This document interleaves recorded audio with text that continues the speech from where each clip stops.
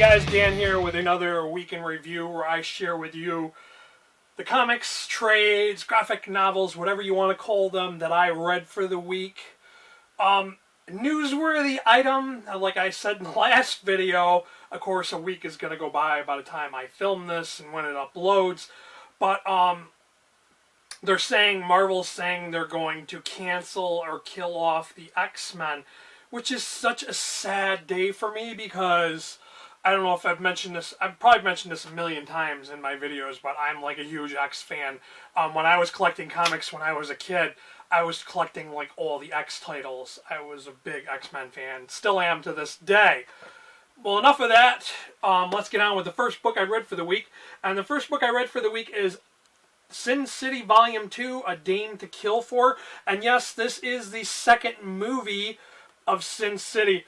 Very much, this book was exactly like the movie. It was like they took a literal translation of the book. Of course, you know, they toned down on the sex and stuff. But, you know, this was a literal translation. And if you have never read Frank Miller before, he's really good. He's kind of gritty and, you know, it's all kind of noirish kind of stuff. If you've never read Frank Miller's Batman, like The Dark Knight Returns and all that, you should definitely check out that book. But this was really, really good. I really enjoyed it. I did rate this 4 out of 5 stars on Goodreads.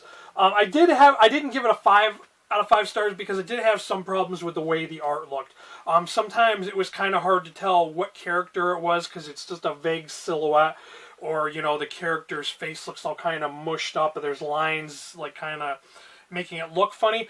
And be prepared to see more Sin City books because usually what I do is when I'm deciding on what books I'm going to borrow, I go to the library's website and I search for stuff, and it's not a perfect system because sometimes stuff just doesn't come up the way you want it to. So I actually went into this library branch and I looked and I saw that they had all the volumes, and I picked up all the volumes that I have yet to read. And before I read this, I had only read 2 volumes, so be prepared to see more of these in the future. Next we have Hellboy Animated, The Black Wedding. This is volume 1. The only reason I picked this up was because Goodreads kept recommending this to me over and over again. I really like the Hellboy books, but I honestly did not know there was a Hellboy animated series, and this simply did not live up to the Hellboy books that I know and have read. This just seemed like a kind of imitation of what Hellboy is. It seemed like it was kind of dumbed down maybe for kids. I really don't know. I just thought this was okay, and I only rated this 3 out of 5 stars. It could have been a lot better. Like I said, I was kind of disappointed when I got this. After that, I read Captain America and the Mighty Avengers, Volume 2. It's called Last Days. And sorry for the condition of this book. I have never gotten a book from the library that was like this. I don't know if somebody's dog like chewed that up or what happened to it, but it's in pretty rough shape. But yeah, this one, it takes place, like, just before the events of the Secret Wars, and then it immediately jumps to the Battle World, like, stories. And the Battle World part of this was just okay, like, oh yeah, they were special issues. It says on the back that one of the Battle World issues must have been called Captain Britain and the Mighty Defenders. And then, of course, the last story was the Captain Britain origin for the new Captain Britain. This was okay, while it was kind of cool to see these Mighty Avengers, which I've never really seen before. I have seen these characters in different books, but not all together as a team. This was another one that was just okay. I rated this one 3 out of 5 stars, too. Up next, we have Hulk, Volume 2, a Mega Hulk Book 1. This is a totally different incarnation of the Hulk, and this is one of the cool things. He does not like to be called the Hulk. He prefers to go by Doc Green. This Hulk came about because there was this plot against Dr. Banner, and he was shot twice in the back of the head. And in order to save him, Tony Stark put this like thing into his head that would help revive him. And by doing so, it created this incarnation of Doc Green. But this guy is a megalomaniac. There's sometimes some very corny jokes in this, which I thought were kind of dumb, but the whole plot of the book kind of really overshadowed that and made this an enjoyable read. What his plans are as he discovers about the future Imperfect and the future Hulk that, you know, he's set out to become, and he's actually embracing this future and he wants to be that guy. So he starts by trying to eliminate all the gamma-powered Hulk-type people that are out there in the world. A really smart guy, and he's already, you know, planning all this stuff. So, like, I really enjoyed this. I can't wait to get to the second part to this story. I did rate this 4 out of 5 stars on Goodreads. Well worth picking up. After that, I read The List, and this is when Norman Osborn was running the country with his hammer and all that, and this is basically his hit list, people that he wanted to take down. Half of this I had read in other volumes of that series. I think it was called Dark Reign.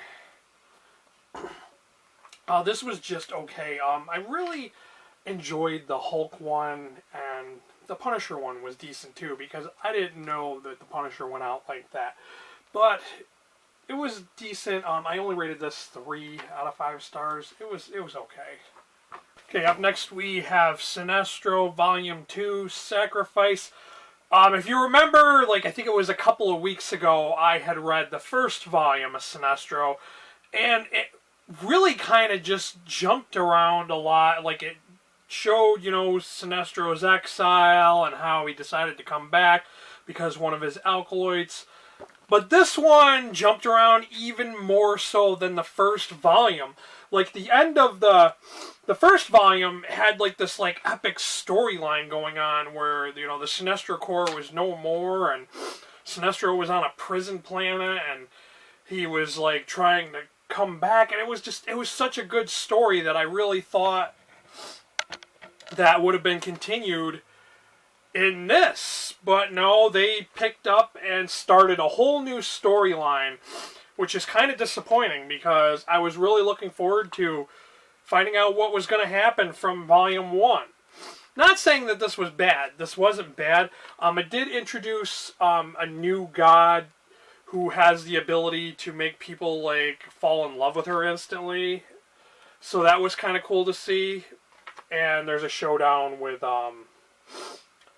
what the hell is that guy's name? I can't even remember his name now, but, he's a Justice League villain. I'll remember his name after, but yeah, this was just okay. I rated this 3 out of 5 stars on Goodreads. After that, I read Age of Ultron versus Marvel Zombies. Of course, this is another Battle Worlds book. And I was so kind of like wanting to read this because, you know, Marvel Zombies was my thing back in the day. I really liked that story. And Age of Ultron was okay, you know. But this mix-up, mash-up, whatever you want to call it, was just... It started out decent, and then it just got bad. At one point, I don't want to spoil it for you guys, but maybe you'll see it when I'm showing you the pages. Some, like, event happens, and it just made me, like, it was just a facepalm moment, and I'm like, really? That's what's going down with this story? There's a steampunk Hank Pym, and it was just, I don't know, it was okay. This is another one I only rated 3 out of 5 stars. I was being kind rating it 3 out of 5 stars. I was almost thinking 2, but yeah, I'll let it go. Okay, the book that should have been next would have been the Hulk Wolverine book that I shared in my last currently reading video, but it was so bad. Not only was the art really bad, but the story didn't even focus on the title characters. I only rated it 1 out of 5 stars, so I wasn't even going to bother sharing that book with you guys. But the next book I read after that was X-Force Volume 1, and this one is called New Beginnings. I don't know if Ecstatics came before this or after this, But these are the guys from X-Statix, and of course they've been created by Peter Milligan, I think his name is. I just know his last name is Milligan. But kind of a different art style, one that I have to admit I really don't care for. I think this art looks shitty. And this story is supposed to be a public, like, mutant X-Force. The original X-Force was supposed to be a public relations team, too. That was supposed to make people, like, view mutants in a good light. And, of course, this is revitalizing that with some really funny-looking mutants. And it's just really bland. The stories were just kind of really not that great. Honestly, I only rated this 2 out of 5 stars. I just wasn't feeling it. Okay, guys, so this is where I'm going to end my week in review with the outro. No, I don't have any more books to share with you. Sorry. Just don't have any more at the moment. A lot of the books that I had following after the previous one I just shared with you guys are quite thick. I've got a stack of omnibuses that I got to go through for next week. So stay tuned to see what those will be. Thank you for watching. If you read any of these books, let me know what you thought of them down below. Or if you intend on reading any of these books, let me know what you think. Till next time, later guys.